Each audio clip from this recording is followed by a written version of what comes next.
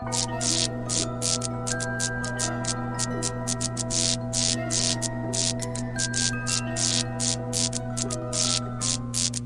yes, people, and welcome back to another episode of the Ghostoul Podcast. Firstly, happy Halloween, and boy, have we got an awesome show today.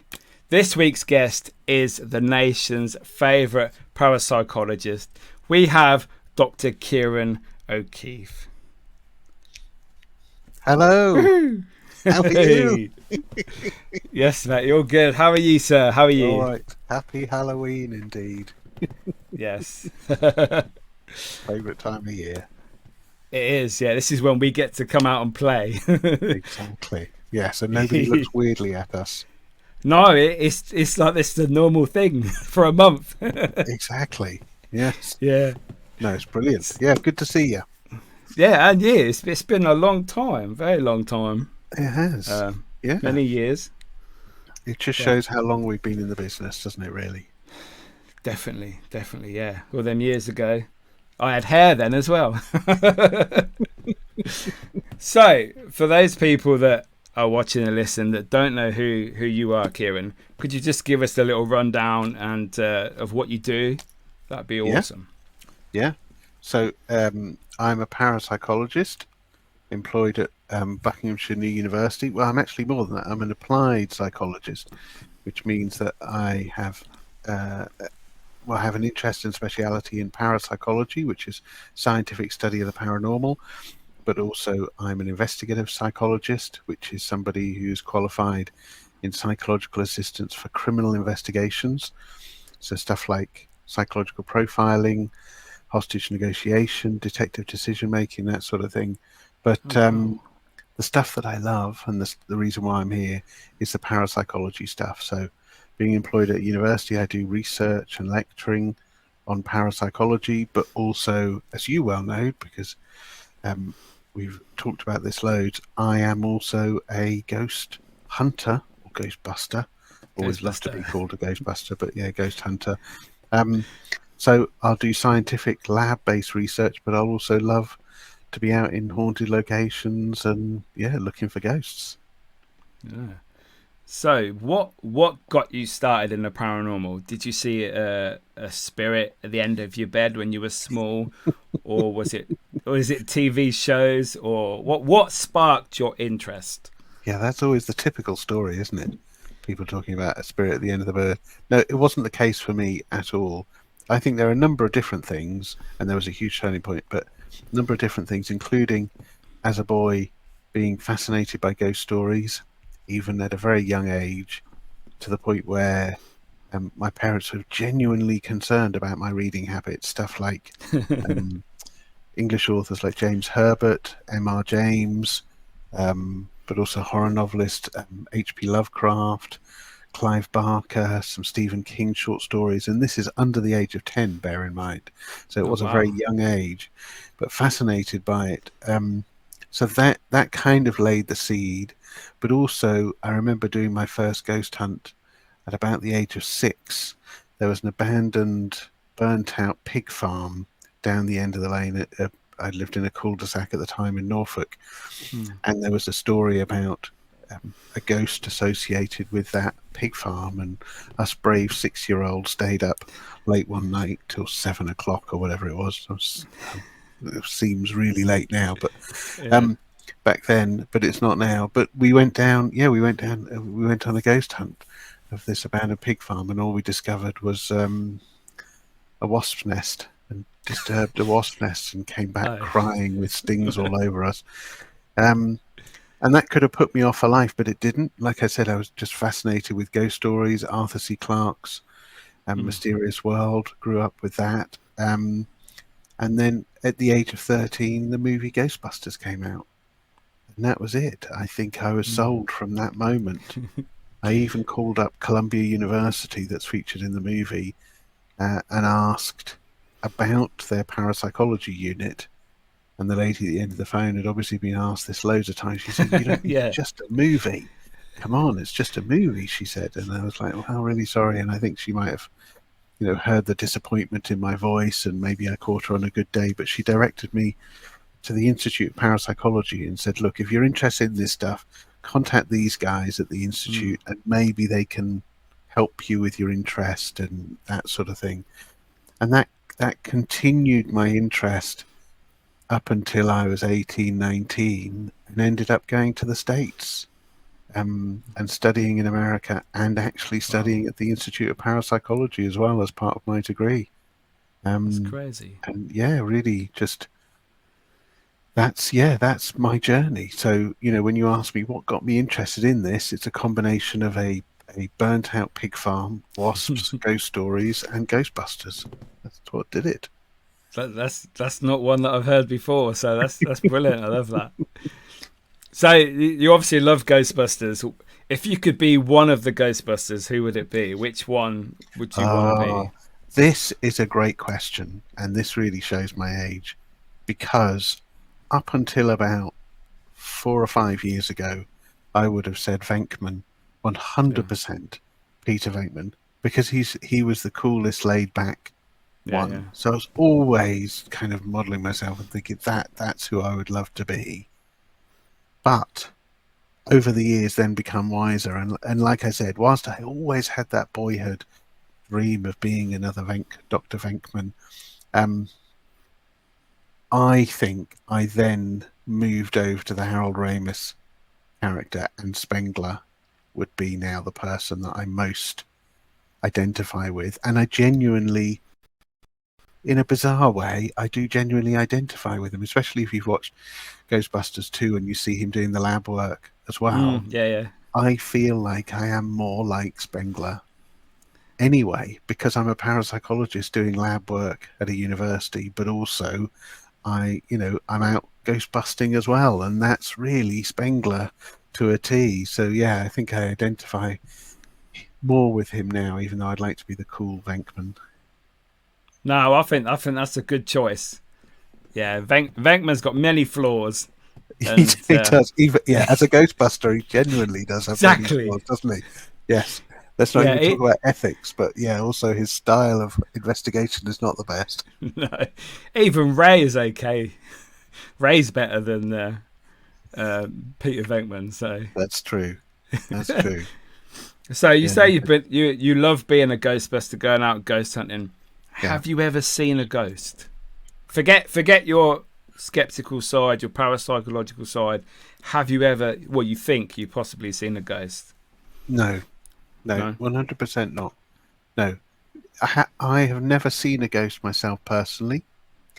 I've been presented with loads of evidence, so loads of photos, loads of videos that people have provided where they've said, "Oh, this is a ghost."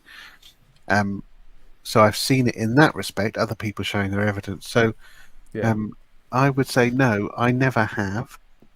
However, there have been a few instances where people have shared their accounts with me, and I have been, I guess, more convinced by their accounts than others. And let me give you a good example, and you'll see why I'm saying this, because even though I haven't had that personal ghostly encounter yet, or at least an apparition encounter, I'll talk about other encounters in a minute, but I haven't had an apparition encounter. My wife, Anna, and I were in Battery Mirus, which is a Second World War German bunker on the Channel Islands on Guernsey. And it was just the two of us locked into that bunker. Basically, we were recceing it. We were looking at it for the possibility of doing a later investigation, maybe filming it, but also my wife worked for charities at the time. We was looking at venues to do charity ghost hunts, this sort of thing. But basically, we had locked ourselves in there so that nobody else could come in. Yeah.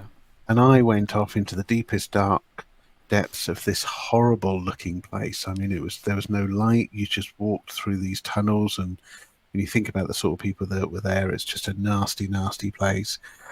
But I went off on my own with a camera to film what I was looking at. And after about 10-15 minutes, I heard Anna shouting out, "Ciaran, Ciaran!" So I ran back to her. And bear in mind the the rabbit warren that is this place, it took me a good 5 minutes to get back to where she was. And she was completely white as a sheet. She was just visibly shaken, just, yeah, really, really upset. And I said, well, what happened? And she had been sitting round the corner. She didn't want to come into the dark parts, but she'd been sitting round the corner, and she heard footsteps coming along the tunnel towards her, the exit tunnel towards her, which is where I would have walked to get back to her. Yeah. And of course she went, Ciaran, and the footsteps stopped.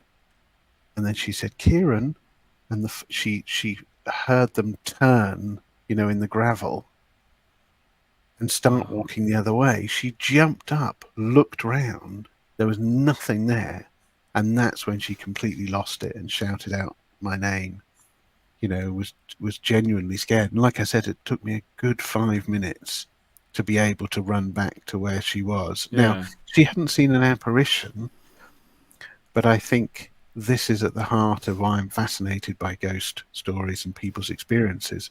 There's an example of somebody that I trust and, have no reason to doubt.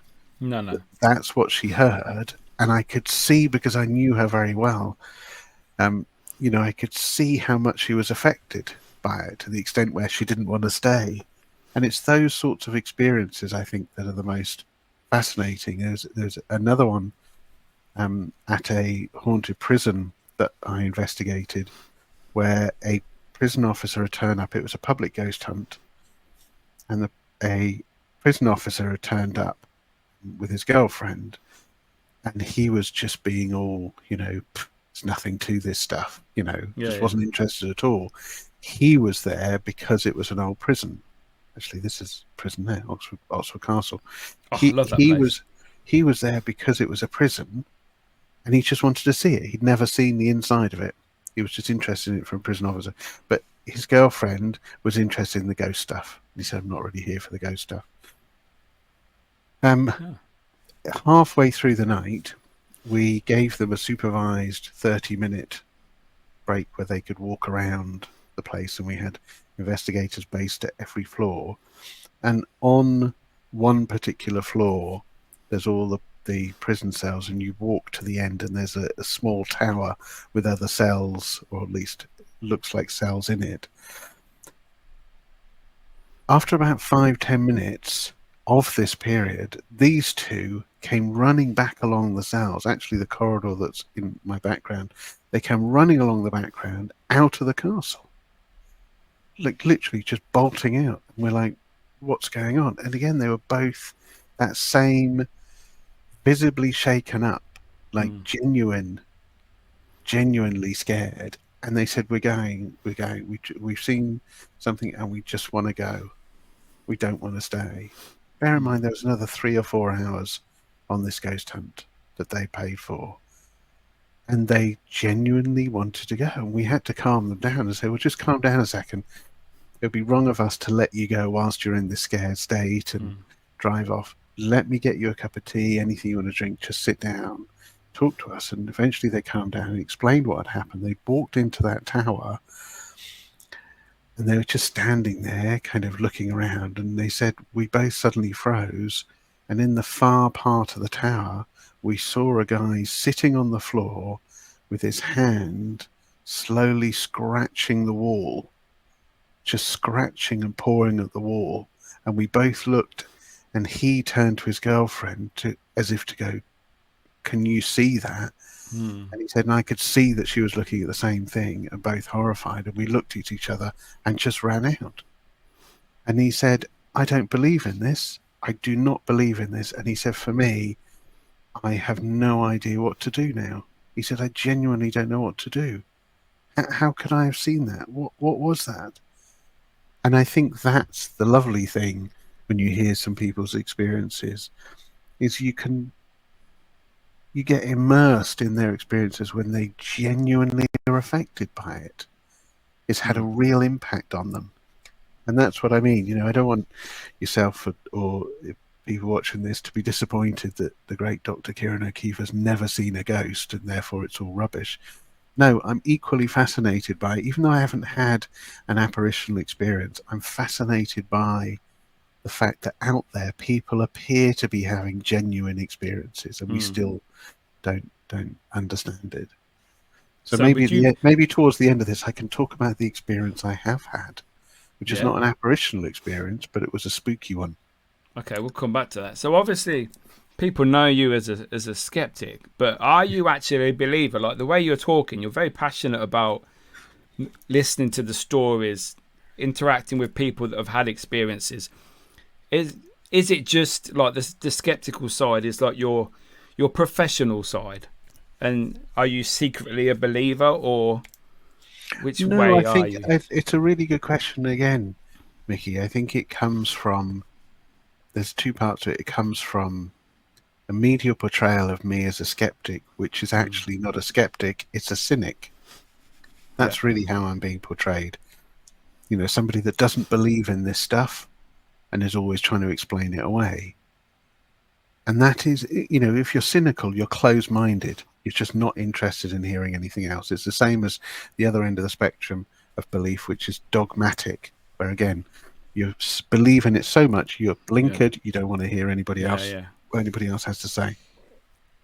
I'm not a cynic, I'm a skeptic, and I'm even a skeptic in ghost hunting as well. But skeptic actually means open-minded but questioning. And if you explain that to people, I think most ghost hunters are skeptics. They're They should be. open-minded to the Yeah. possibility and they're questioning, you know. And I think that's the way to be. And I always explain it another way with colleagues in psychology and colleagues at the various universities when they go, oh, you know, I don't know why you're involved in this stuff. It's all a bit of fun, isn't it? You know, people just hallucinating or making it up. And I'm going, well, no, you can't say that. You're being dismissive of experiences that people have had for centuries, for as long as human beings have told stories, but also you're dismissive of experiences that thousands upon thousands, if not hundreds of thousands of people have had. So in a way, there's a scientific obligation for us to understand what's going on. Even if understanding what's going on is getting evidence for the psychology of it, that's one understanding, or getting evidence of something genuinely paranormal. But either way, you're not ignoring it. I think it's arrogant of scientists just to dismiss it all and say it's all down to hallucination and people making it up or lying. I think we've got to acknowledge the impact on people of those experiences and the fact that some people are having genuine experiences. In other cases, some people are having experiences that are easily explained, but there are also those scratching head moments as well, where you kind of go, oh, maybe there's something there. And that's the frustration and also where the passion comes from. Ghost hunting and people's ghostly experiences are spontaneous. You can't predict what's going to happen. Even in those locations where there's such regularity with the appearances, you can't predict what's going to happen. And because you can't predict it, when people have it, that moment's gone. You can only speculate about what happened. You can't go back necessarily and measure the exact No, circumstances. no. You can't measure somebody's brain. You can't measure the environment. You can take a good guess. You know, if you're looking at somebody's mental state or if you're looking at the environment, as you know, as they're talking about the experience, you can take a good guess, but you can't go back 5 minutes or 10 minutes or a week or a year or 6 months and actually assess what was going on in that environment or in their head at that particular moment. And that's, for me, the most frustrating element of what we're looking at in terms of ghost hunting. When we're talking to people about their experiences, that's a frustrating part, but it's also the part that makes it the most interesting. It's very Because you much in just the don't know. moment, isn't it? Yeah, big time. Yeah. You know, and even as ghost hunters, if you're ghost hunting, you can't predict when something's going to happen. No. You know, that's the other thing. You know, it's not just about hearing people's experiences. It's about actually being in the locations and ghost hunting And like I said, I think that's the most frustrating part, is that you cannot predict when something is going to happen. Where there's a noise, or somebody's affected, or somebody sees something. You can't predict it. And that's frustrating, but it's also a lovely golden nugget situation of going, oh, there's something interesting, you know. And also I love that detective work as well, about finding out what might be going on. I find that equally interesting as well, as a skeptic. Do you think science will ever confirm the existence of ghosts or spirits? If I had the answer to that, then I'd be a rich man. But also I'd be precognitive. I'd be able to predict the future. I don't think we necessarily will. And it's a bizarre thing for me to say. I don't want us to. No, it's like it's special. We're meant to know when we die, when we pass over. And if this magical thing happens, when we see our family, etc., friends that have passed, yeah, that is when we are supposed to find out. Exactly. And even you're right. And even if, let's say, the alternative, which is that I continue to do research, and others who I work with in the scientific field continue to do research around the psychological and environmental explanations for what's going on, and we find definitive proof. Actually, proof is the wrong word in science. We find definitive evidence that a certain aspect of psychology or a certain aspect of the environment explains ghostly experiences. Even if we did that, people would still have ghostly experiences. And the reason why is the same reason why it happens now. There's some very good explanations for some ghostly experiences now, but people can listen to those, but it's not convincing them of the reason for their own ghostly experience. No. Do you see what I mean? So, yeah. So, you know, if science could explain it from a natural perspective, psychology, environment, I think that's great, but I don't think people would be convinced by it. Also, there's the potential when you then look at ghostly experiences and ghost hunting, you're then taking almost like that magic and that mystery out of it by explaining it all away. But then also, like you said, you know, if you were to explain it fully from a supernatural perspective, or using, you know, new laws in physics, for example, then there's still that mystery element that's taken away, which is why I said, exactly like you're saying, I don't think it would be the right thing for us to find the answer. No. I mean, they do say that a lot of people's experiences are all in their head. Like, psychology can explain that. And I suppose if you see things, there's certain things happen in your mind, what you're thinking about, you know, things that would happen to yourself when in the moment you are seeing, say you heard a voice, you saw a figure walk in and then they vanished. I mean, there's always that side of it that can explain like the sort of environment you were in for your brain to act that way, isn't it? Yeah, absolutely. But I think that the beguiling thing and the interesting thing is that even when you have environmental explanations for what's going on, so say, for example, and there's a lot of talk recently about black mold, for example, as a good environmental explanation for people's experiences. Knowing that explanation does not take away from the fact that somebody can be sitting in a chair in their sitting room and see a ghost.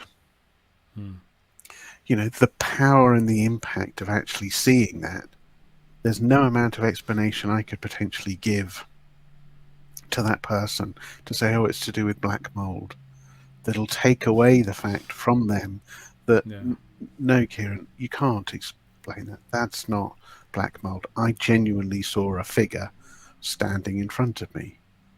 You know, and that's what I mean, is that there's some really, really good explanations, but I think it's very difficult for people that have ghostly experiences for eyewitnesses. Sometimes I think when you have it regularly, and maybe as ghost hunters, you're having regular experiences, or other people have regular experiences, you kind of get used to it. But I think that impactful initial experience can be very, very difficult, and it can be psychologically quite impactful. There's a guy, Steve Volk, who wrote Yeah. Ghostwatch. Yeah, amazing guy. He educated me actually a few months ago about the TV critic or film critic Todorov, this guy Todorov, and he came up with an interesting theory about the impact of ghostly experiences on people. He said that the moment you have your first encounter with a ghost, that creates a conflict in your head. And the reason why is because if you see that ghost, on the one hand, you're thinking, this now changes the world for me completely. Ghosts exist. Yeah. Ghosts exist. Everything else pretty much is out the window now. I just, it changes my worldview. It changes my view of the afterlife. It changes my view of everything. So I've got that going on. The other part of me is going, am I going mad?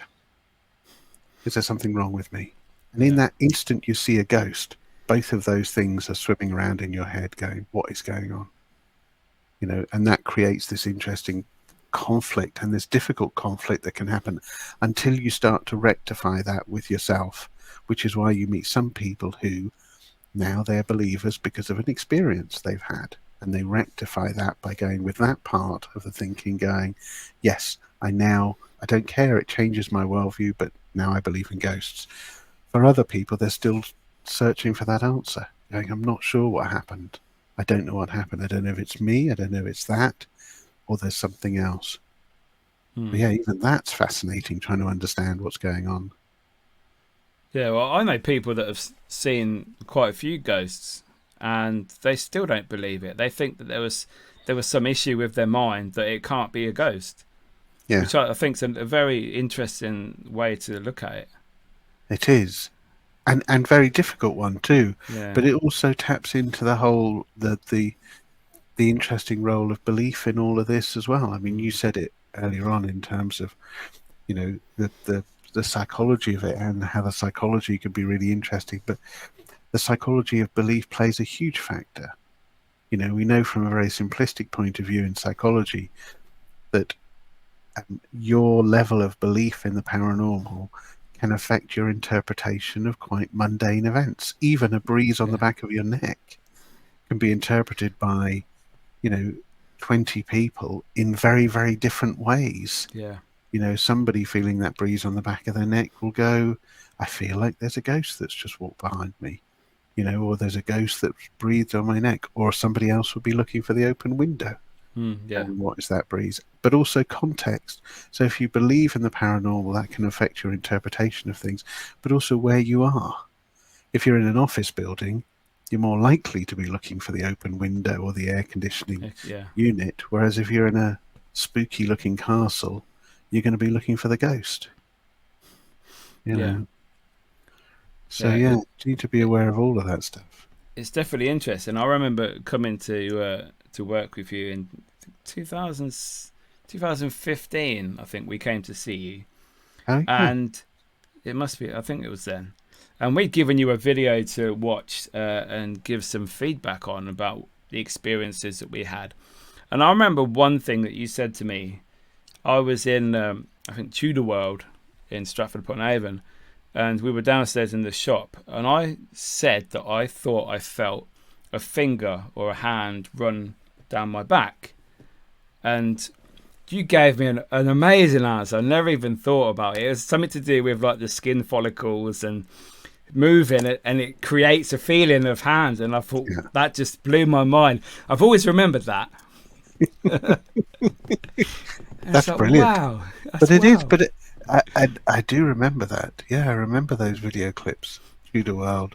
But I also remember, talking about that feeling of kind of the brushing sensation that can happen and how that can be triggered.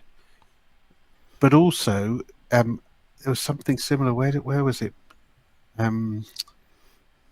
Mitchelham. Priory. Yeah, Mitchelham Priory, yes. Yeah.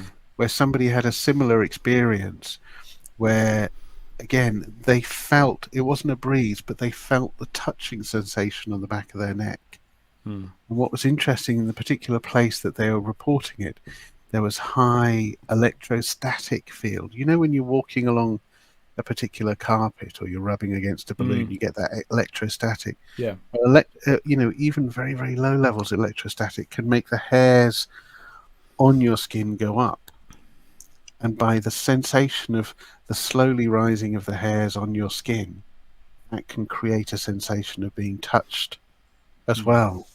You know, so even that experience you had in Tudor World, you can explain it one way, but then you can also explain it another way as well. And that's what I think is great about the detective work, in trying to understand experiences. But also for you, you know, you're very receptive to these other explanations. You know, sometimes when I talk to people about them, they completely just are not interested at all. They're going, no, it's a ghost. You know, don't know what you're talking about. And I have more time for people like yourself who will take on the explanation and be intrigued by it and fascinated by it, and in some circumstances will therefore take that as a possible explanation for what happened. But also they may listen to the explanation and genuinely listen to it, but then still go, yes, you say that, but it still feels like it was a ghost. I have more time for that than I do for immediately dismissing a skeptical explanation, because, like I said, that's the two ends of the spectrum. If you're doing that, then you're being dogmatic. You're basically not listening to anything else. You know, you're Yeah. so focused on it. But at least if you listen to some of these alternative explanations, you still think it's a ghost. Respect to you for thinking that. You know, I wasn't there when you had the experience, so fair enough. I wouldn't say that whenever I'm out, I've had it quite a lot. You know, the feeling of being touched or back of my neck, like you said before. Not, I wouldn't automatically say, "Oh, a ghost has just touched me." Now, there are lots of things that you know that I don't know, and your explanation was one of them. So for me, I'm like, oh, okay, then that's fair enough, because not everything's a ghost. You know, probably 1% of things that you experience is actually a ghost. I think the only thing that I could 100% say is a ghost if I saw it, because I would know the mindset of myself, whether I was tired, whether I was drunk, and if I was drunk, I wouldn't be there anyway. You know, the state of mind that I would have to be in would determine what did I actually see that? If I'm walking around a building, if I'm sat there investigating, ready to see something, and something walks past me, in my mind, that's a ghost. You know, because if I'm not in the right mindset, then I would know that. I'd be thinking, oh, I'm feeling a bit drowsy, I'm feeling a bit sick, you know. Yeah. And that would explain it. But if I thought I was fine, for me, that would be a ghost if I saw that. Right. You know, maybe not the other experiences like being touched, certain sounds you could be, depends on where you are, you could hear things outside, you know. So, but my eyesight, for me, is my 100% believer. The other things are not. You know, it's interesting, isn't it? Because, you know, quite early on as a parapsychologist and a ghost hunter, I think people ask me what would convince you. I would say, yeah, I'd have to see a ghost to be convinced. And I think there's an element of that where you go, yes, personal experience, absolutely. You know, I'd need to see it.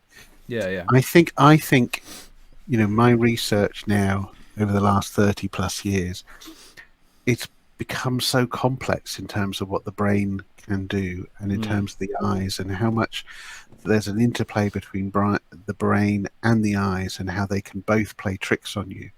That for me to genuinely believe, I think I would have to see a ghost. It would have to be witnessed by somebody else. Yeah. And it would have to be filmed.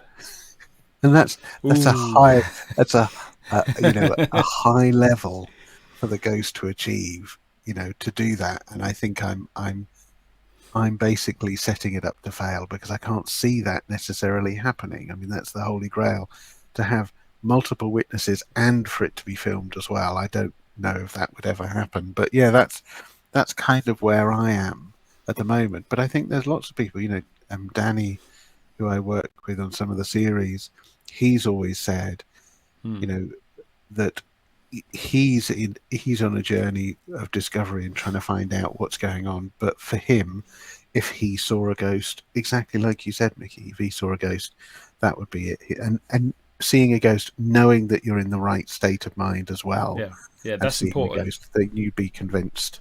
Yeah, absolutely.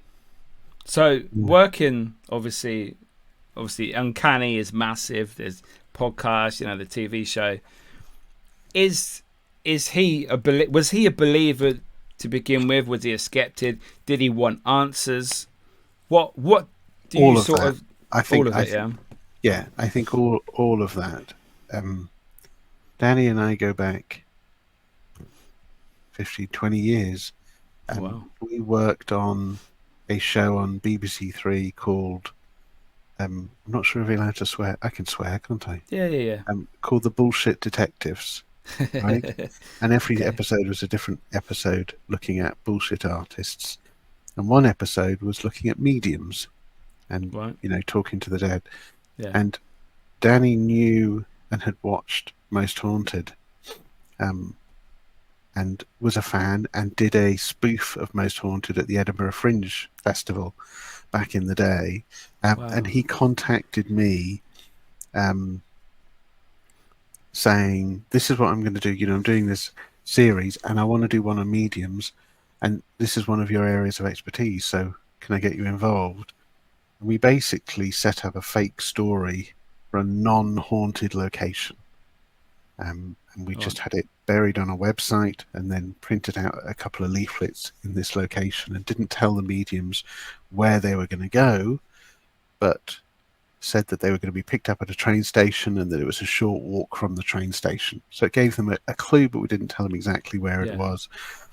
And the mediums turned up, and sure enough, they had done their research and they spouted out this story associated with the location, and it basically exposed them.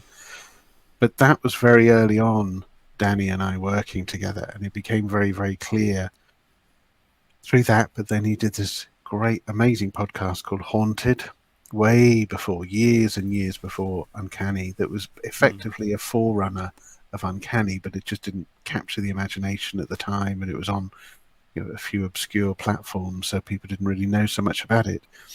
But as part of that, the realization that I came to very quickly was that, like any of us, and referring to the two of us, but also colleagues in the field, on a journey of wanting to know what's going on, genuinely interested in ghosts, genuinely interested in knowing what they are, genuinely wanting to have an experience, wanting to be convinced that they're real.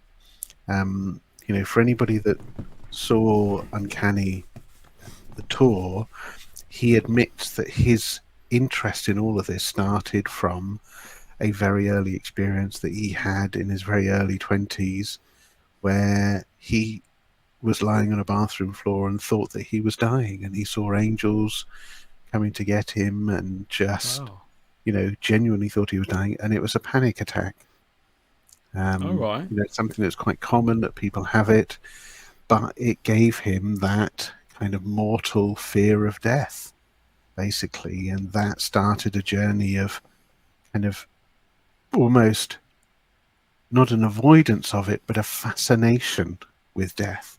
And Danny words it quite well when he says, and the fascination was effectively him almost reaching for what appeared to be evidence that we don't just die, and that there is something else afterwards. And it was almost comforting in a way. But by the same token, he's I would say more open than I am, but he's equally intrigued by the skeptical side of things. But that gives you a little bit of insight into where he's coming from in terms of his experiences. Yeah, because obviously you've worked together for a long time with doing the Uncanny series in that, and I would have thought maybe hearing all these stories from people, their experiences, it must sway you a little bit to more of the belief side. so many people, different ages, different sexes, different race, different locations. They're all having similar experiences. You know, it's no. No, it doesn't sway me at all. Okay. It makes me more sympathetic, more Yeah. empathic to people's experiences, and the empathy comes from being in haunted houses myself, you know. But a lot of these people that write in about their stories in Uncanny are writing in about stories in the real world, in places that are not big haunted castles and that sort of thing. They're just, you know, normal places, day-to-day houses and various other things. So there's that. But the reason why I shake my head like that is because Yeah. as a psychologist, I could say, you know, it's the same sort of thing. I could say millions of people experience fear. Millions of people experience anxiety. You know, Yeah. millions of people experience love. You know, these are all emotional, Emotions. intangible things that are there Yeah. that you can't capture, but they're psychological, but also your brain reacts in a particular way, but also your body reacts in a particular way. We know, for example, and I've done it myself with lab experiments where I've taken people through virtual reality haunted houses. We know that there are the triangle of physical or physiological reactions: your heart rate, your lung capacity, and there's something called your electrodermal activity. And your ectodermal activity is basically your sweat response to circumstances. So we may not realize, but Yeah. all the time we're sweating. I don't mean going to the gym type sweat, but at a micro level, it's happening on our skin. And so you can have these, they're called conductors that attach to your fingers, and they can tell when you're sweating more than not. And it's called your Oh, electrodermal activity. And so you okay. can measure fear by looking at your heart rate, your lung capacity, and your electrodermal activity, and it gives you a very clear indication that you're fearful of something. And that's what I mean. You know, you said, well, surely, you know, it sways me more to believing because all of these people are having these ghostly experiences, and they're all, you know, there's commonalities between them. And that is intriguing in itself, that there are commonalities between them. You know, from Elton's phone and picking up a toy Oh, yeah. phone and Yeah. getting a weird experience to, you know, room 9, you know, 611 or whatever it was, the first one we did for the story from Belfast. I mean, Yeah. it doesn't matter what it is, there are themes that run through them. But like I said, it doesn't make me any more of a believer because I know that millions of people have fearful reaction to situations. They are anxious in situations. People get very, very stressed, and that can affect their perception. I know because of research, millions of people are affected by, you know, hypnagogic experiences as people fall asleep or as they wake up and they have a Yeah. hypnopompic experience. So that's what I mean. But the lovely thing about all of these experiences and hearing all of these stories in Uncanny is the very exciting realization that people are still having these experiences. And Yeah. again, as scientists, but also as ghost hunters, it's arrogant of us to ignore them. We've still got to listen to them. We've still got Mm. to try and understand what's going on because, you know, as knowledgeable as I might sound about all of this, we still don't really know what's going on. We Mm. don't really know what's going on. No, You we know. don't. No. And until we can actually define what a ghost is, whether it on an electromagnetic level, because obviously people say that EMF is created when a spirit is near. How do we know that? You know, there are until we get like a basic standard for everything associated with a ghost. Like you say, I don't think we'll ever be able to define or No, science to confirm a spirit or a ghost. You no. know, But it's it's also skeptics similar to myself, you know, will put forward the idea you mentioned about, you know, electromagnetic fields and ghosts creating it or affecting it in some way. yeah, But from a skeptical point of view, Skeptics will say, look, electromagnetic fields can affect your brain in such a way to make you Yes, hallucinate. definitely. Yeah. Or infrasound can affect you in such a way to give you a spooky experience, and Oh, I hate you, that. you interpret that as Yeah. paranormal. You know, they'll say that. But that's the interesting thing, is that as scientists, we also cannot ignore people's experiences. But if a skeptic, including myself, stands up and says, the explanation for that might be this, we've equally got to say, well, where's the evidence for that explanation? Where's the evidence for Yeah. EMF fields affecting your brain or infrasound affecting you? And I published a paper about 3 or 4 years ago in a worldwide journal called Frontiers in Psychology, which has about a reach of about 85 million plus readers. I mean, it's a huge scientific journal. We published it there so that it would get the attention of scientists and skeptics, because effectively what we were doing was looking at the evidence for electromagnetic fields affecting your brain and causing ghostly experiences, or infrasound affecting you in such a way that you think you're having ghostly experiences, or humidity levels affecting you in such a way that you think you're having a ghostly experience. We looked at all of that evidence. The scientific evidence for that stuff is just not there. It's not there.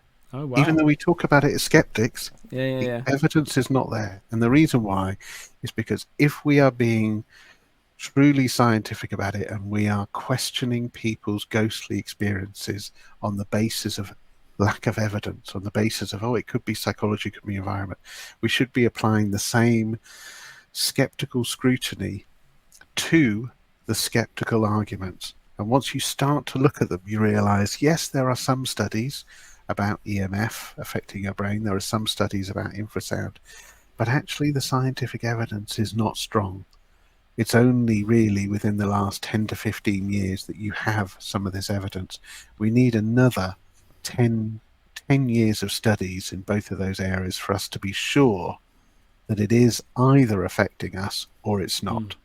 The actual evidence isn't there. So, yeah, that paper was called Things That Go Bump in the Literature. Lovely title. So people can easily, you just type that into Google, Things That Go Bump in the Literature, and you will find that. Yeah, you'll find that paper, or I've got it linked from my social media accounts. But I encourage people to read it, and if all of the science stuff kind of makes your eyes go blurry, go straight to the discussion and the conclusion at the end, where we say exactly that. You know, that the evidence is just not there for some of these skeptical explanations. Oh, wow. That sounds like a great read. After That's a bit of a scoop for you there, isn't it? There you go. Yeah, everybody go. Go check it out. Skeptic being skeptical about the skeptics. Yeah, you're on our side. Yay. I'll come to the dark side eventually. So, obviously, people know you originally from Most Haunted. How did that come about? How did you get invited onto this show? Wow, that takes me back. Yeah. I was a parapsychologist before Most Haunted. I was employed up at a university in Liverpool, doing parapsychology and also the investigative and forensic stuff as well. But yeah, mainly parapsychology. And it came about because there was a colleague of mine, Dr. Matthew Smith, that was on the show Most Haunted. And he was at the same university that I was. And he said to me, it was coming up to, I think it was some life event in the family, either his wife was giving birth or something, but it was getting very close to a point where he was going, he may not be able to do one or two of the episodes. And his role, as people remember back to those early series, was sitting in a studio looking at footage and commenting on it. Yeah. And giving the skeptical explanation. And so he said, would I be able to cover for him occasionally? And I did that. There were a few episodes that I did. One of the first ones that I did was way back. I think it was a live that was at King's Cross Station, I think was one of the early ones that I did. But there were some that he couldn't do. So I did them.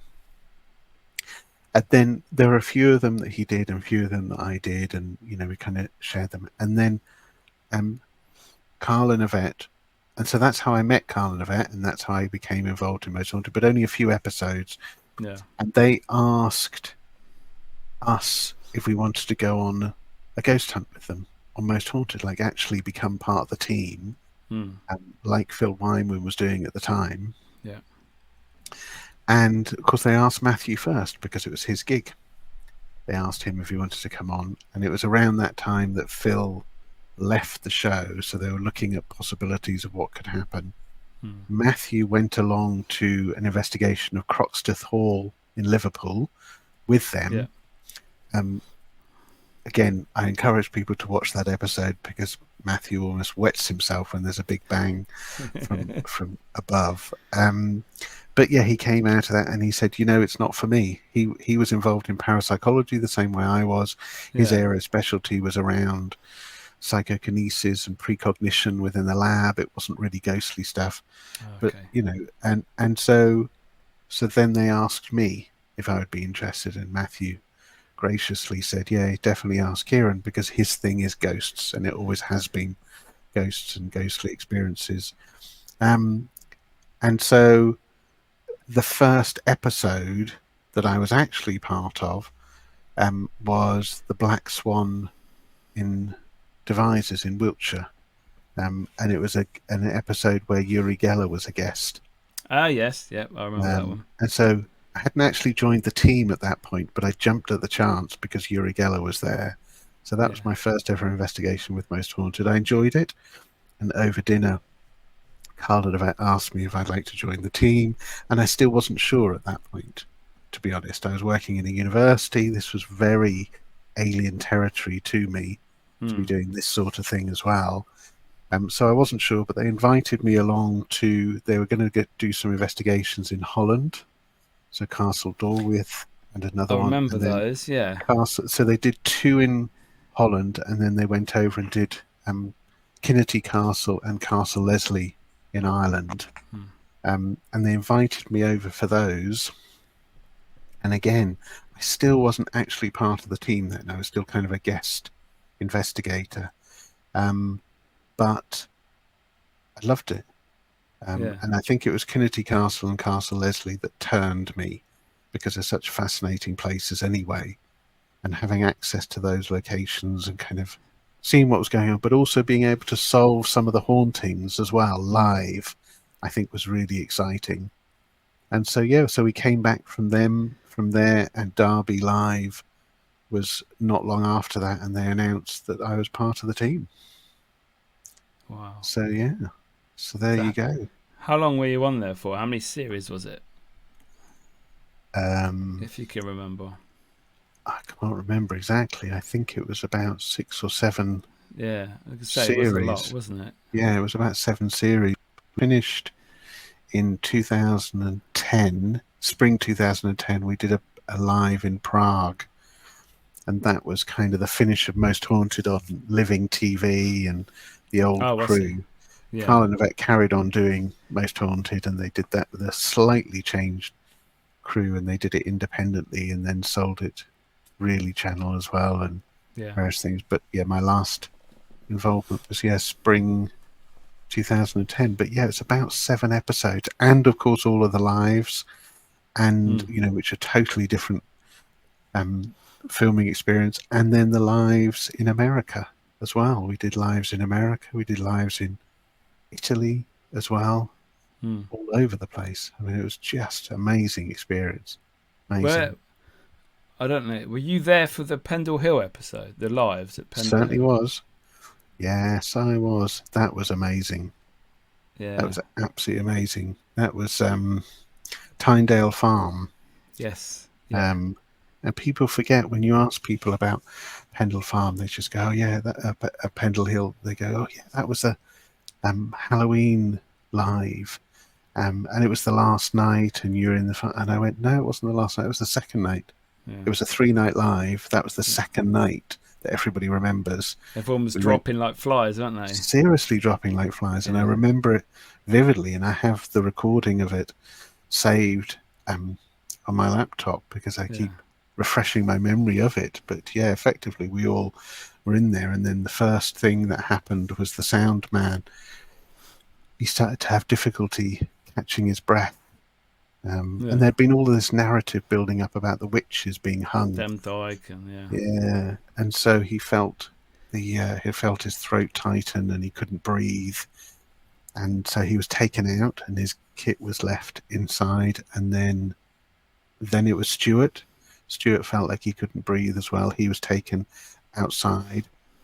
The two of them outside. It was really, anybody that watches it, it's really dramatic and quite scary that it happened to them so quickly. Went outside to the paramedics. When they came back in, Kath started to panic, didn't know what was going on, and she's just like, what is going on, these two guys? And she lost the feeling in her legs, and it looked like she had fainted, basically, and she was carried out by one of the security guards. They carried on doing the glass. It was glass moving, and then they were moving the table as well. And at that point, the cameraman, there are various alternate accounts of what happened, but I'll tell you what happened. Is the cameraman, he stepped back and he hit his head on a shelf behind him. But of course, in the excitement of everything that happened and the scariness of everything that happened, he thought something had touched him on the back of the head, and he literally collapsed. And he collapsed, hitting the table and dropping the camera down on the table, and there was just dead air. It was just black, completely black. And it's one of the most, talked about in historical moments in Most Haunted, that literally for 3 or 4 seconds it was a black screen, which is a big no-no in television. You just never do that. No, definitely. Because it spontaneously happened. They cut back to the studio, and Dave Bull, who was the presenter, was there, and he was going, and I'm being told that we've lost the crew, we've lost the camera, we don't know what's going on, we'll try and get back to them as quickly as possible. And then they turned to somebody on the sofa and said, well, what do you think's going on? And it was all a little bit of discussion. He goes, right, I think we can go back. And they came back, and in that interim, some other people had gone out because they felt sick and couldn't breathe. And it literally was, we had about 10 people in that room. When you're doing a live show, there's a lot more people than you see. Yeah. Because there's riggers, there's people responsible for the relaying to the satellite, there's floor managers, all that. Managers. I mean, it's quite, you know it quite well. It's the live quite complex stuff, in terms of the live stuff. So we had about 10 people. When they came back to us, it was Yvette, myself, and the floor manager. There was 3 of us left. That was it. And that's, why it was such a significant moment, because genuinely, regardless of how you feel about it, people were being taken out of that room because they felt weak or they felt overcome, or whether you think it's the witches or whatever it was. It doesn't matter what it was. I said it on the night, I think, that it was like being a medic in a battlefield. You just didn't know where to look. You didn't know what to do. People were dropping like flies. Who to go to next, yeah. Yeah, exactly. Yeah. What's going to happen next? And that was the most amazing and unbelievable thing, is in a lot of people's memory, they go, yeah, that night. And they think it's the last night because it was such a big deal. But it was the second night. We then had to go on and film the third night. We were all absolutely shattered. Yeah, I can imagine. I bet emotionally they were drained. Oh, completely. Just from whether what happened or what they thought had happened to them. It's just going to play a big part of your mind, isn't it? It is, yeah. Regardless of what you think has happened, something has happened that has never happened before, and is difficult to explain. I mean, it's not necessarily so difficult for me as a psychologist, but when you're in the middle of it and things are genuinely happening to you. So some people were genuinely physically affected, and it just knocks you sideways. So people were genuinely exhausted by it. And, we even had a follow-up episode some years later where they interviewed all of the crew, and you could tell the emotion in people's voices. You could still hear that as they recollected what happened that particular night. It was bizarre. Very bizarre. Game changer of an episode, that one. Yeah, big time. Wow. So, obviously, you were on the show, and I've worked with Carl and Stuart before. I take it. How do I word this without? Don't worry. So, obviously, you're looking at it from a parapsychological point of view. You want everything to be real. Was there anything that you saw that was not true? If you can answer, if you want to answer. Anything I saw That was staged or... Oh, I see what you mean. Oh, in that Yeah. respect. Yeah, I mean, I think pretty much I would say I don't think people would be surprised by the fact that when I was looking at and kind of commenting on the phenomena, that I thought, a lot of it was set up. I don't mean set up in the sense that it was scripted or that... No. There was definitely not that. It was more so that, I was commenting about the psychology of what was going on or about kind of other explanations for it. But certainly, there was some phenomena there where you just look and go, it feels as though there's an element of responding to the camera, feeling as though phenomena has to happen at this point. And the way I explain it best, I think, is whilst it's a genuine televised investigation of haunted properties, it is. People tend to forget that we were genuinely in these investigated properties, into these haunted properties overnight. There is also an element of thinking about it from a TV perspective and as a producer. What are you going to do? So Kath and myself sitting in a dining room in a haunted castle doing a vigil for an hour when nothing happens. Genuinely nothing happens. Are you going to show that for an hour? Nope. Or for the 50 minutes that it's on screen, are you going to show, scream, bang, people fainting? Are you going to show the excitement? Because from a producer's point of view, you think that's what people want to see. And that's what I mean by people forget that over the course of an investigation, there would be multiple hours of stuff where nothing happened. But then there'd be other hours where things happen, and then it's down to your interpretation. Sometimes it would be psychology, sometimes it would be the environment, sometimes it would be circumstances where people, I think, were looking and going, something has to happen. So let's make it happen. Or particular members of the crew going, I'm going to go down into some deep dark hole now and let's see what happens. And the expectation is, well, something's bound to happen because you want it to happen. You're going down this deep dark hole. I never saw, it's related to that, I never saw any fakery.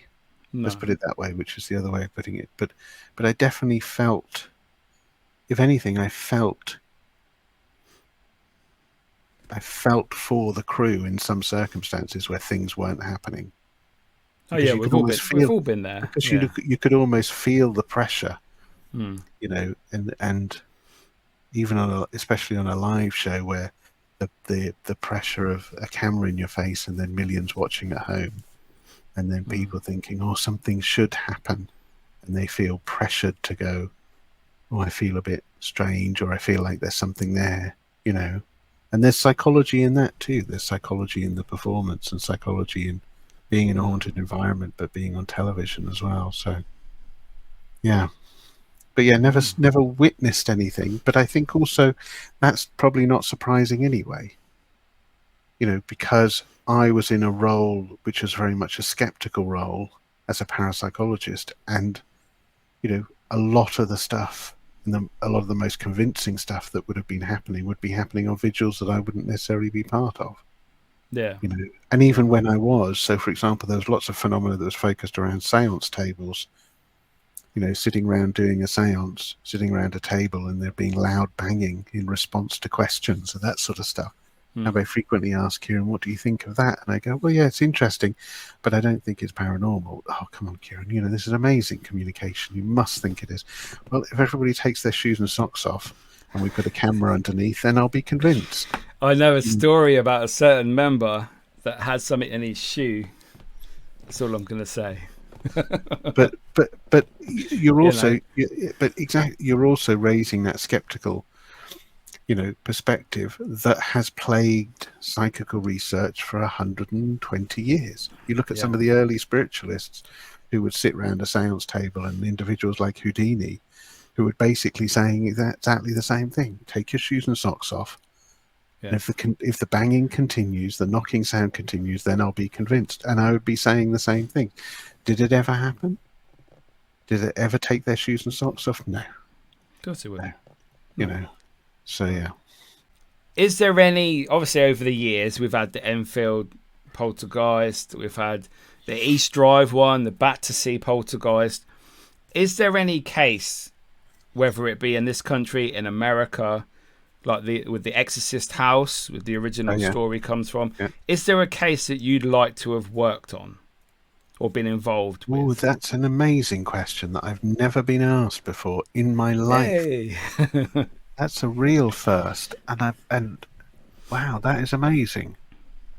I think there are a number of different cases, but I'm going to build up to a ghostly one. But there are some other cases in the paranormal that I would like to have been part of. Okay. So, I would go back to June 1947 and the witnessing of the flying saucers around Mount Rainier. So this is a few months before Roswell. Oh, wow. But this is a few months before then, but this was an airline pilot that witnessed shapes moving, and he described them as like saucers skipping off the water. And that was a turning point in ufology history, because that was where we got the term flying saucers from. I would love to have been there at that particular point, because that was a turning point. It's from there that we then get all of the sightings, the UFO sightings from that June 1947. We had Roswell a month or two later. A few years after that, we got the UFO invasion of Washington, D.C. that President Truman himself was, investigating. Yeah. All of these amazing UFOs. So that's one, but that's not a ghostly one. But I'm fascinated by ufology. So that would be a key case, June 1947. I'm also fascinated by other weird paranormal stuff, so cryptozoology, which is not part of parapsychology, and there's no scientific way of looking at it. But I would love to have been involved in a Bigfoot investigation, and still hope that I will do one day. So that's one. Definitely. You asked me about a case that I would love to have been involved in and to be part of the investigation. I think it would have to be Borley Rectory. Oh, that's it. I was just about to say that. I forgot that one. Yeah. Yeah, I think it would have to be Borley Rectory. Just because, you asked me about if you were to ask me about individuals I admire, or kind of, stuff that's influenced me, Harry Price would be a big one, and Harry Price was the key investigator in Borley Rectory. But also, that's an investigation that has gone down. I was going to say folklore. That's not right. It's kind of gone down in the history of ghost lore, LORE, in terms of the influence that that's had. And when you look at Harry Price's writings and the most haunted house in England, and it being Borley Rectory, all of that, and also the controversy about whether it was real or not. Yeah. But also what was amazing that Harry Price did that you just don't see now is when he realized there was an investigation to be done, for whatever his reason were, he put that advert in the Times calling for investigators to come and investigate Borley Rectory with him for a year, to live there for a year. Yes, and please. that's what they would be doing, investigating. And you just think, Wow. that is amazing. I mean, the amount of information, the amount of data you get, the potential in terms of experiences. It's not just a one-night affair. You're there for an entire year. And it's absolutely fascinating. At Borley Rectory, yeah. I did get very close to investigating there. We know it's burnt down now, but I did get very close to investigating there, and I hope he doesn't mind me saying so.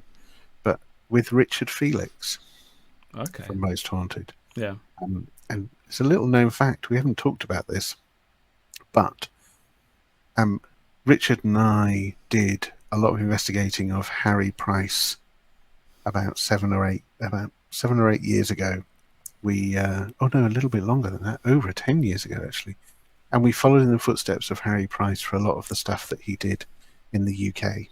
So we followed up. We did Talking Mongoose on the Isle of Man, for example. We went and investigated that case. Yeah. And we went to Borley Rectory, and we're at the Borley Church, and we talked to various people in the village of Borley. And then we were looking at the floor plans of Borley Rectory that we have, and I still have to this day. We're looking at where it would be in the village. And we said, well, that building there is built over it now, but over there on the left-hand side where there's still part of the Borley building we could see on the plan, but the building's not there, but those new bungalows are there as you drive towards. So we walked over to this first bungalow thinking, well, that's on the grounds of where Borley Rectory is. Walked over there, we just knocked on the door. I don't know why, but we just thought, well, let's knock on the doors, ask them if they've experienced anything weird. I mean, it's a highly unethical thing to do, but we knocked on the door. The lady opened. She said, oh, hello, Richard. Hello, Ciaran. I wondered when you'd get here. Wow. I'm like, what? What are you talking about? She said, well, our bungalow's built on the grounds of Borley Rectory. We thought that one day one of you is going to pop by and ask us about it. Come in for a cup of tea. Wow. That's so awesome. We went into the bungalow, and there's this amazing story associated with Borley Rectory and Harry Price and the investigation for an area of Borley Rectory called the Nun's Walk, where a nun is seen on a particular night in the year. And so we're having this cup of tea, and we say, well, just, have had any weird thing? No, not really, but the Nun's Walk is in our back garden. We went, what? What are you talking about? So literally went out into the back garden, and the Nun's Walk that went from Borley Rectory to kind of the entrance of the village of Borley is still there, and it goes along the back gardens of all of those bungalows. That's the most famous bit. Wow. It is just absolutely phenomenal. So fast forward about 3 or 4 months, and I went there on an investigation with Steve Parsons and his Parascience group, and Richard Felix and a few select others, and we did overnight vigil. We basically put the couple up who were living in the bungalow in a hotel nearby, and they gave us their bungalow for the night, and we investigated the back garden and Nun's Walk, and amazing. That's the closest I've got to investigating Borley Rectory. And of course the funny thing was, a little postscript, about a year later, the owner of the bungalows called us up and said, he said, you might want to come and look at this. He said, I've just been doing an extension at the back of the house, doing a sun lounge, and of course I had to dig very deeply to put the foundations in, and he said, I've come across all of these old bricks. And of course we went there, and it was literally, he dug up half of his back garden to build this sun lounge extension onto the bungalow, and it was literally a pit of old bricks, which absolutely from the rectory itself. Wow. Madness. That's like the holy grail of locations. Yeah, seriously. Seriously, amazing, absolutely amazing. But I'd love to have been there. Back when they did the investigation, that would have just been something else to be part of that. So yeah. So definitely. Is it to tie in with that? Is there any stories that you think possibly that have been exaggerated, not true? Because a lot of people say Enfield was falsified by Janet. Is there any story that you think from your? What do you mean, from Borley? You mean, or no, from like the Enfield poltergeist? A lot of people said that it was fabricated, it wasn't true, the haunting wasn't real. Is there any from your parapsychology side that you would sort of agree on, or? Oh, you mean in terms of any cases, any well-known cases that I think? Yeah. Oh, yeah. Well, absolutely. I think the Amityville house is a classic. Amityville, yeah. Classic case of a misunderstood history, and the thought, the money, the film, the whole Lutz family, and their association with it, and just yeah, absolutely. And then of course what you get is the Lutz family and them kind of their involvement, but then you get Ed and Lorraine Warren's involvement, you know, In and a everything. number of different people, and then it just becomes demons and demonic and everything, and it's just 100%. You look actually at the Amityville case, and you just think, yeah, it doesn't feel like there's any substance to that at all in terms of any experiences that are reported. It seems that it's just a made-up Hollywood story for films and books. Yeah. Obviously, but also, there's a sense of exaggeration with the Warrens anyway, and sensationalism that happens with the Warrens. Yeah. You look at the account of their involvement in the Enfield poltergeist, for example, and it makes it sound like,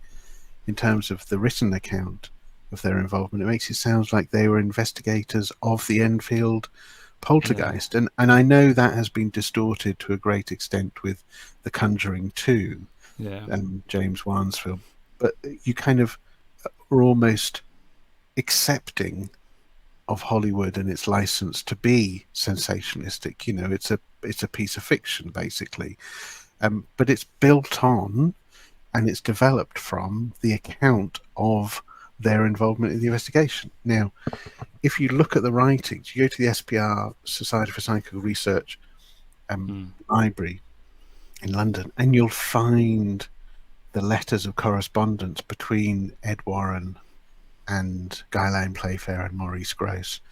And Ed and Lorraine Warren, they were at Enfield. They were, but they were probably there less than 24 hours, just a day. I was going to say, yeah. You know, no longer than that, but certainly not enough for them to claim to be investigators of the Enfield poltergeist at all. And of course, there's also an interesting letter that you can find quite easily, actually, because I think it's been published online now, from Maurice Grosse, summarising the visit that Ed and Lorraine had, and how he had was shocked, amazed, surprised, but also had a slight chuckle at their theory that the Enfield poltergeist had been caused by a demon. You know, all the phenomena, which of course is typical in terms of what they did. So them having a stamp on Amityville, but also Enfield, also always leaves me with a little bit of suspicion. Unfortunately, that's what people, the new level of ghost hunters, they see the TV shows, they see the YouTube Americans, they see the Hollywood films, and they think it's all real. Unfortunately, yes. Yeah. And their viewpoint of the paranormal is very much deluded, because most of the time nothing really happens. No, exactly, and I think you're absolutely right, and I think there's a danger. So I'm a big horror fan, and you know, even though I was saying about Conjuring 2 being sensationalistic, I love the Conjuring films. I think James Wan as a director is brilliant. But all you need to do is put, this is based on a true story, and people think, oh, the whole thing is real. It's real, no. It's based on the fact there was a case called the Enfield poltergeist, and Ed and Lorraine Warren visited there for one day. The rest of it is not, but it's based on a true story. But you're right, there's that gullibility of just thinking that it's all true, and that's how investigations are happening. But I did a talk the other week, and somebody asked in the audience, said, you know, what do you think about all the paranormal shows, the ghost hunting shows? Do you think they have been a positive or negative influence on people? You know, do you think they're good or do you think they're bad? And I think it's both. I think they're good or bad. But what you just said, I think, is actually the positive side and also the negative. And I'll explain why. I think the negative side is, you're right, when people watch ghost hunting shows, especially in North America, they think that's it. And that's what happens. And they think that's what ghost hunting is. And every knock, every breeze, every slight whisper is down to a demon, for example. You know, there's lots of shows that perpetuate that idea. But also, they think that ghost hunting is you walk into a place and everything kicks off. So that's the negative. The positive is, and I think this genuinely is a positive because otherwise you and I wouldn't be here. The positive is people watching ghost hunting shows, and thinking the people that are doing that are ordinary. They're normal people. They're plumbers or they're cameramen or they're sound, it doesn't matter. Those are normal people I'm going to go and do it. And that's the good thing. Why? Because when people go and do it for themselves, they realize it's nothing like the TV shows. And I think that's a positive. They're finding out for themselves. And then it takes a particular kind of mindset and a particular sort of interest and passion for you to continue with it. Because as we all know, sometimes ghost hunting is like watching paint dry. You can be sat in a location and it is tough. Nothing will happen for the longest time, and sometimes the biggest challenge on ghost hunting is staying awake, especially if it's a nighttime thing. Yeah. So I think it's a positive. I think that is a positive. I think the other negative, though, is what I call the most haunted effect. And there's actually a PhD guy down in Winchester did a PhD on it, the most haunted effect, which is that when I was about 16, 17 years old, I went to the Hellfire Caves in West Wickham because I was living in the area. And I said to them, would it be okay to come along and do an investigation? I was doing an investigation of the mausoleum, and I wanted to come in and do an investigation of Hellfire Caves. They said to me, how much will it cost us for you to come and do the investigation? They said to me, when I was 16, how much will it cost us as Hellfire Caves for you to come and do the investigation? Now, when you go and do an investigation, it can cost anything up to £1,000 or more. And that's the most haunted effect. When Most Haunted became very popular, there were locations that if they featured on the show, they would immediately be able to start charging ghost hunters to go and do ghost hunting. And I think that's another negative, which is the cost. I think there's a positive there, which is a lot of these locations were not available to ghost hunters before that. And by opening them up to ghost hunters, I think that's also a positive. So that's what I mean. I think there's negatives and positives for ghost shows. Yeah. Following on from that, I've worked with Phil and Sarah Wyman on Are You Haunted, a couple of series now.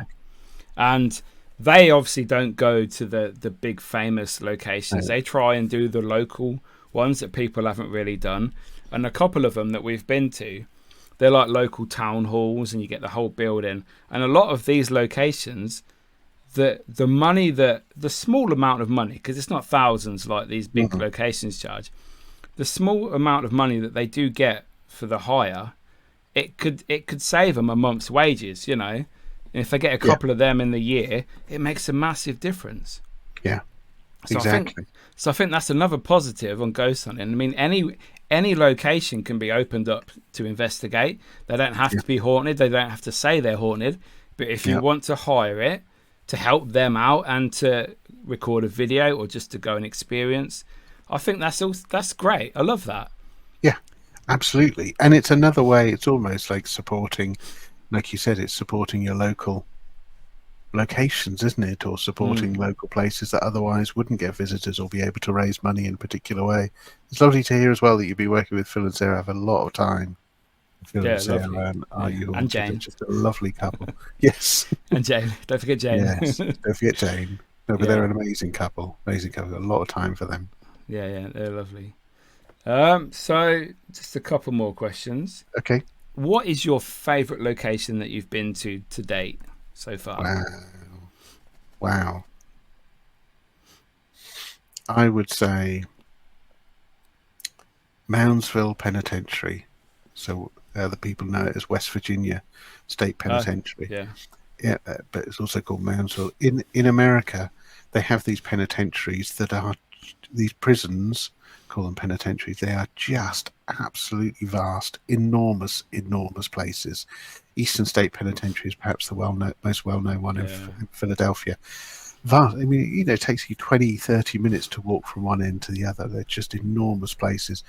And Moundsville, or West Virginia State Penitentiary, is the same. But yeah, fascinating in terms of the location, in terms of experiences, and just being there felt like a privilege. I was only there once though, so I'd love to go back there. So that would be that's in my top 10. One in the UK is Hampton Court Palace. Oh yeah. As a location, I have been there now 40, 50 times. And I was lucky enough about 25 years ago to live there for 2 weeks as part of a university team investigating Hampton Wow. Court Palace. I mean, it was amazing. It makes it sound glamorous, but basically there are some empty cottages as you go into the palace on the left-hand side of the driveway, and they are basically empty. So we had mattresses Okay. on the floor. It wasn't as glamorous as it sounds, but still, imagine the scenario as a ghost hunter and as a parapsychologist living in Hampton Court Palace. So once we had done kind of the psychology experiments that we were doing in the investigation, I was then able to walk around the palace with the overnight security team and get to see the palace at night with nobody else there and get to investigate it. And it's amazing. And it's amazing because of its history, but also there are about 300 years of documented ghostly experiences. So there's a curator there who gathered the accounts from people that have stayed at Hampton Court Palace, who filled out visitors' books, but also they have kept their own diaries, or they went back home and filled out the diary. And he has collated all of those experiences over 300, for over 300 years of documented ghostly experiences in Hampton Court Palace, which is just absolutely amazing. So yeah, so I would say those are definitely in my top two. And then of course there's the bucket list ones I haven't investigated. Tower of London, that would be one. Would love to do Tower of London. Would also love to do Bakor Hill Station in Cambodia, which is Bakor Hill National Park, which is an entire village. Okay, never heard of that one. Yeah, built during the Troubles, and an amazing location. If people have seen the Korean film R Point, is a ghost film about a small army that they basically go through Bakor Hill Station. They start to have ghostly experiences. Now that's a work of fiction, but actually as a haunted place, it's a genuine haunted place. It's been abandoned now for about 80 years.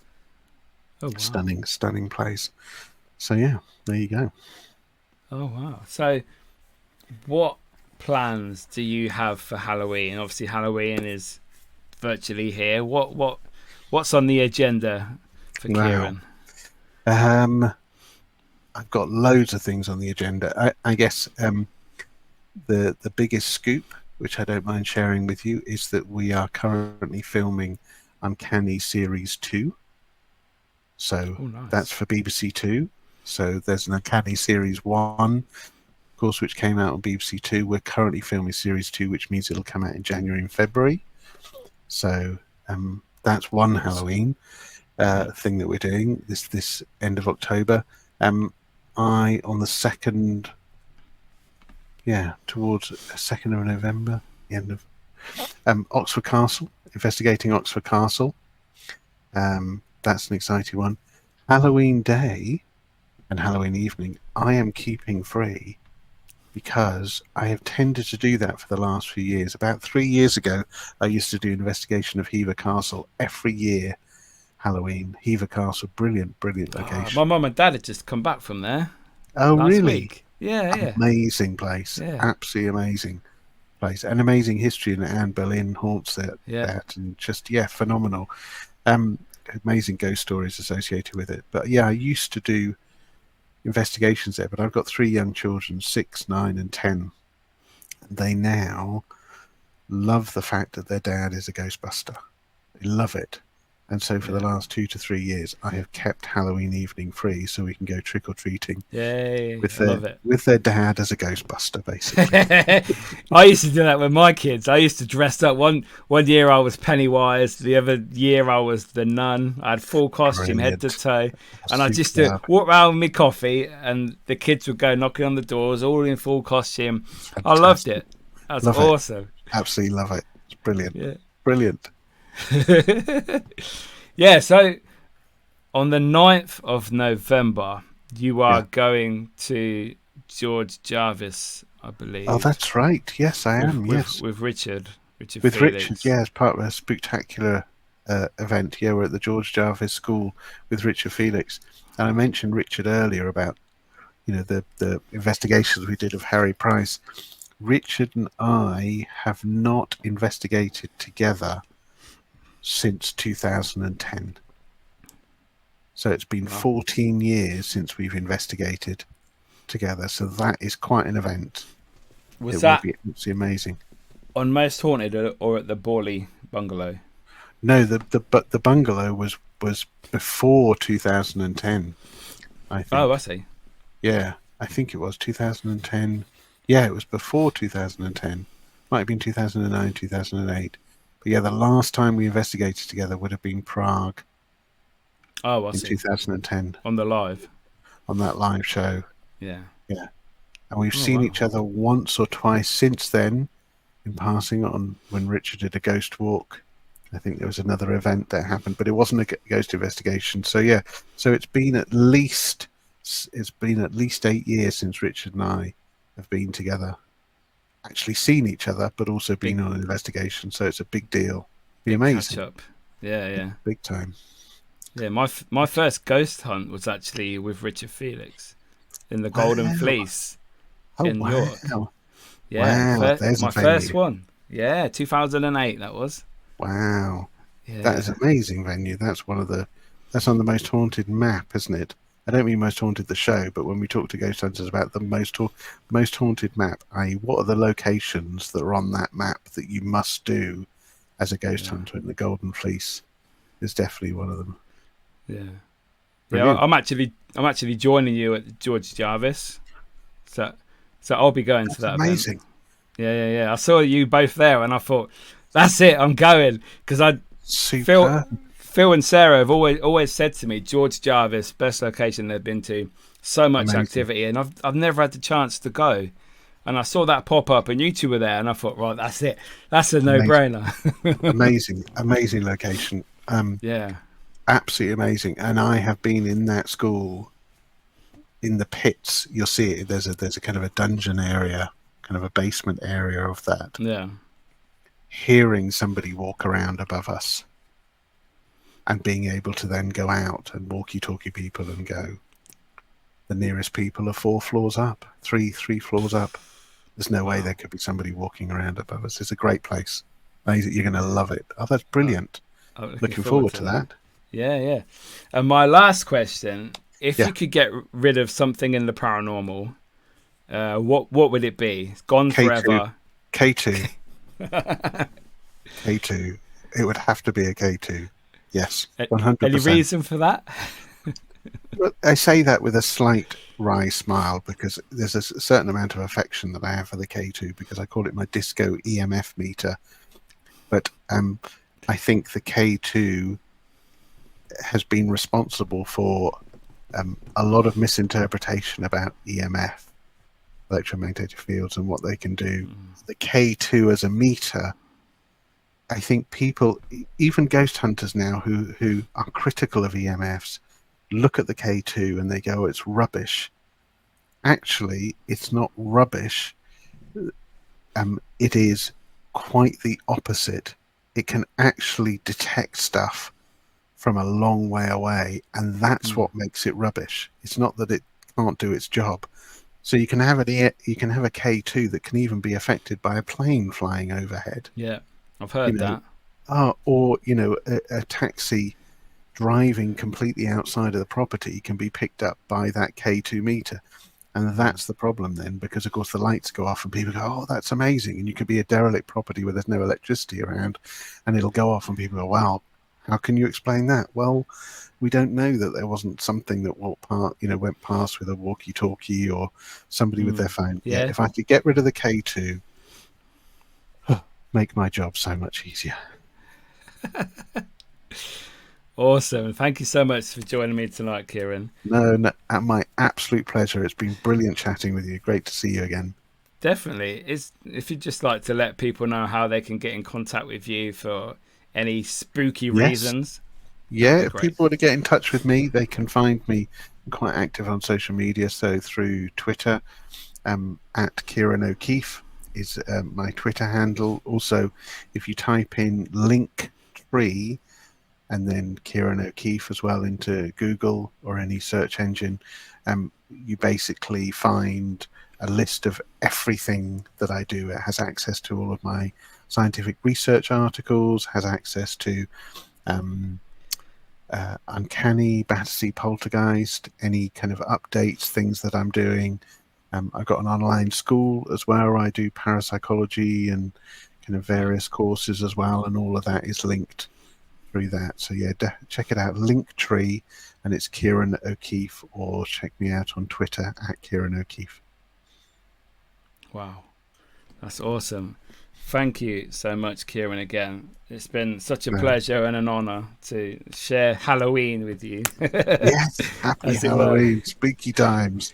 Yeah, absolutely brilliant. No, lovely to chat with you, Mickey. Lovely to see you again, and see you at George Jarvis. Definitely. Thank you so much, Ciaran. I'll see you in a bit. There we go, guys. Wow, what a Halloween treat we had for you tonight. Ciaran is so knowledgeable, awesome guy. Do what he said. Go and check out his website. Go enroll in a course at the university. I'm sure you will learn so much. And yeah, thank you guys for watching. It's been a pleasure to be here with you again. Thank you so much for the recent subscribers, the feedback, the comments, the likes. You guys are awesome. And all I can say is happy Halloween. Behave yourselves. And I'll see you next week with another awesome guest. See you later.